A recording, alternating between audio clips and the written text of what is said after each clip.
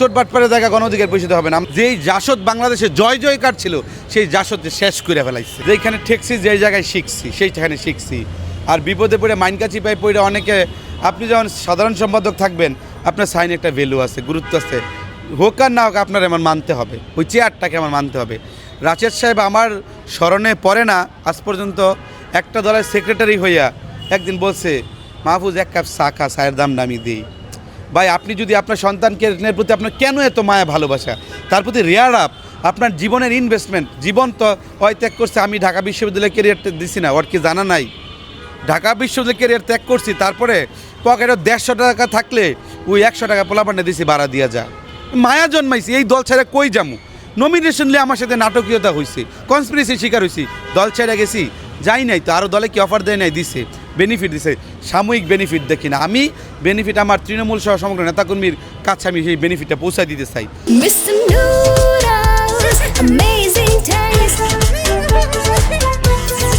আর হ্যাঁ, আগাছা মুক্ত কেন কইছে? আগে জানে আগাছা, তখন কইতে পারে নাই। এখন তো মনে করেন খোলস ছাইরা পুরো পরিষ্কার হয়েছে, এখন বলতেছে। আমি আগাছা বলবো না, বলবো সম্পদ ছিল, সেই সম্পদকে আমার দল ইউটিলাইজ করতে পারেননি, উনি সেটাকে ইউটিলাইজ করে তিনি আজকে বিএনপির এমপি হওয়ার স্বপ্ন দেখছেন। বিএনপি যেহেতু এতদিন নির্যাতিত নিপীড়িত মজলুম ছিল, এখন তো বিএনপি মজলুম না। এখন বিএনপি অনেক নেতাকর্মীদের দ্বারা তো বিভিন্ন জায়গায় মানুষ নির্যাতিত হচ্ছে, টেন্ডারবাজি, চাঁদাবাজি, তথ্য তো অনেক জায়গা থেকে আসতেছে। তো আমরা কেন দায় নিব? আমরা 2 পয়সা খাইছি না, 2 পয়সা পড়ছি, কেন আমরা বেহুদা দায় গ্রহণ করব?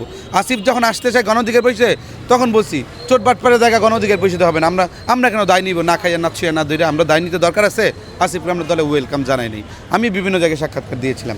তো এখন যে বিষয়টা, বিপি নূর তাও গণ অধিকার পরিষদের জন্য সে ট্রাকে নির্বাচন করবে, আপনারা হয়তো ইতিমধ্যে জানছেন।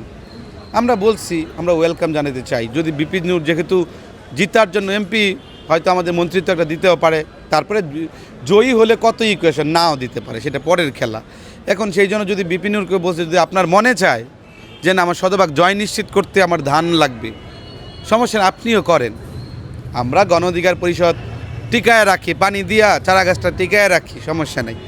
আপনাদের জয় নিশ্চিত দরকার পরবর্তী ধাপে যাইতে। আমার সভাপতি তো আমার বৃন্দাবনে নিয়ে ফেলাইব, যে এর তো কোনো পদই এখন যাইতো না, নমিনেশন দিচ্ছি না, এখন পদও দিতাম। ঘটনা তো এইটাই ঘটার দিকে যাচ্ছে। তবু 2-4টা কথা, সত্য কথা মিডিয়াতে বলতে হইব, দেশের মানুষ যাতে জানে। ইনু মেননদের রাজনীতির কাল যেটা ছিল 70 দশকের পরবর্তী রাজনীতি, বাংলাদেশে জয় জয়কার জাসদের খবর নিয়ে দেখেন, জাসদের উত্থান পত্তন, সেলিম সাহেবের বইটা পড়ে দেখেন।